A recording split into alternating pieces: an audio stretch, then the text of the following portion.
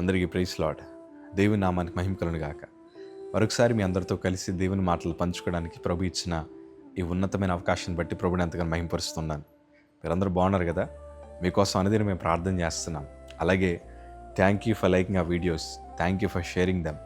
ఇంకా మీరు ఆత్మీయంగా బలపరచబడితే తప్పకుండా మీ స్నేహితులకు పంచుకోండి. అలాగే ఈ నెల 27వ తారీఖు అనగా లక్షవారం మనందరం కలిసి మరలా ఫోన్లో మాట్లాడుకుందాం. చాలామంది ఎంతగానో వెయిట్ చేస్తూ ఉన్నారు. సో తప్పకుండా ఆ రోజు అందరితో మాట్లాడతాను, అందరి కోసం ప్రార్థన చేస్తాను. మరలా ఈ వచ్చే వారం కొంతమందికి నేను ప్రామిస్ చేశాను, నేను వచ్చి మిమ్మల్ని కలుస్తానని. సో తప్పకుండా మిమ్మల్ని కూడా కలుస్తాను. Thank you. God bless you all. ఈరోజు ఒక ప్రాముఖ్యమైన విషయాన్ని మీతో పంచుకోవడానికి ఇష్టపడుతున్నాను. జీవితంలో ప్రతి మనిషికి శోధన వస్తుంది. అందరూ ఏదో ఒక పరిస్థితుల మధ్య నడవాల్సిందే. కానీ ఆ శోధనల మధ్యన మన తలంపులు ఒకలా ఉంటాయి. ఏంటి తెలుసా? ఎవరన్నా వచ్చి మనకు సాయం చేస్తారేమో అని ఎదురు చూస్తూ ఉంటాం. ఒకవేళ మనం నమ్ముకున్న వారే, మనం ప్రేమించిన వారే మనకి సాయం చేయకపోతే మన హృదయానికి ఏమనిపిస్తుంది అంటే, వారు నన్ను మర్చిపోయారు, వారు నన్ను వదిలేశారని మన హృదయానికి అనిపిస్తూ ఉంటుంది. కానీ వాస్తవానికి మనుషులైతే విడిచిపెడతారు. నిజమే, మనుషులకి మనం బాగున్నప్పుడు కావాలి, కానీ మనం శోధన మధ్యన ఉన్నప్పుడు మనల్ని వదిలేయడానికి వారు ఇష్టపడుతుంటారు. వారు కావాలని మనల్ని అవాయిడ్ చేస్తూ ఉంటారు. ఈ బాధలు వచ్చినప్పుడు, ఈ శ్రమల మధ్యన మనం నడుస్తున్నప్పుడు దేవుని విషయంలో కూడా మనం ఇట్లానే అనుకుంటాం.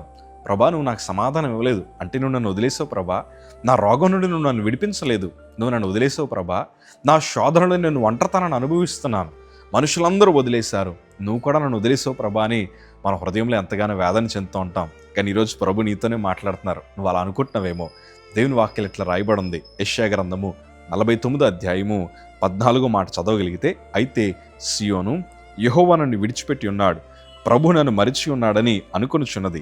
స్త్రీ తన గర్భమున పుట్టిన బిడ్డను కరుణింపకుండా తన చంటి పిల్లను మరుచున వారైనా మరుచుదురు కానీ నేను నిన్ను మరువను. ఈ మాట ఎంత ఆదరణ కలుగజేస్తుందంటే, ప్రియ సంగమా, తల్లైనా మర్చిపోద్దేమో కానీ ప్రభు నిన్ను మర్చిపోడట. అసలు వాస్తవానికి తల్లి మర్చిపోద్దండి? నిద్దట్లో ఉన్నప్పుడు కూడా నా పిల్లలు ఉన్నారో లేదని చూసుకుంటుంది. తల్లి ప్రేమ చాలా గొప్పది. అలాగే కనువుపురుతో ఉన్న ఒక పిల్లోడు కానీ వచ్చి అమ్మ నాకు ఆకలేస్తుందంటే, ఆ కనువుపురుతో ఉన్నప్పుడు కూడా తల్లి అనుకుంటుంది, నా పిల్లలకి ఆహారం ఇచ్చి చచ్చిపోదాం అనుకుంటూ ఉంటుంది. అంత ప్రేమ తల్లికి ఉంటుంది. కానీ దేవుని వాక్యం అంటది కదా, తల్లి అయినా మర్చిపోద్దేమో కానయ్యా, నేను నిన్ను మర్చిపోను. ఎందుకో తెలుసా? ఆయనే మనల్ని తయారు చేశాడు. ఈరోజు దేవుడు నిన్ను శోధనలో నడిపిస్తున్నాడు. కొన్నిసార్లు కొన్ని క్లిష్టమైన పరిస్థితుల మధ్యన ప్రభు నిన్ను నడిపిస్తున్నాడు. అంత మాత్రాన నిన్ను విడిచిపెట్టాడని కాదయ్యా, అంత మాత్రాన ప్రభు నిన్ను త్రోసివేశాడని కాదయ్యా. దేవుడు నీ పట్ల ఒక ప్రత్యేకమైన ఉద్దేశాలు కలిగి ఉన్నాడు. ఈ సమస్యలు, శోధనలు ఎందుకయ్యా అంటే, దీని ద్వారా ఒక మంచి పాఠాలు నీకు నేర్పిస్తాడు. దీని ద్వారా ఒక చక్కటి మార్గాన్ని ప్రభు నీకు బోధిస్తాడు. ఇవన్నిటిని నడిపించిన తర్వాత నీ చుట్టుపక్కల ఉండేవారు నిజమైన వారా, అబద్ధికులా, నిన్ను నిజంగా ప్రేమించేవారా, లేదా నిన్ను అన్యాయం చేసేవారా, నీ వెనకాల గోతులు తవ్వేవారా, వీటన్నిటిని ప్రభు నీకు తేటగా చూపిస్తాడు.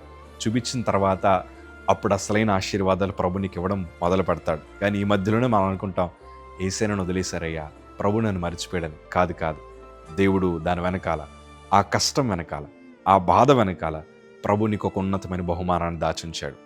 ఎదురు చూడు, అడుగులు ముందుకై. దేవుడు మర్చిపోయాడని అన్నాడు అనుకోద్దు. ఈరోజు నువ్వు ఆయనకు గుర్తున్నావు కాబట్టే ఇంకా ఈ వీడియో నువ్వు చూస్తున్నావు, సజీవుడిగా ప్రభుని కనపరుస్తున్నావు. సో చక్కటి కృప దేవుడు మీ అందరి పట్ల అనుగ్రహించుదరుగాక. Amen. God bless you. Praise the lord.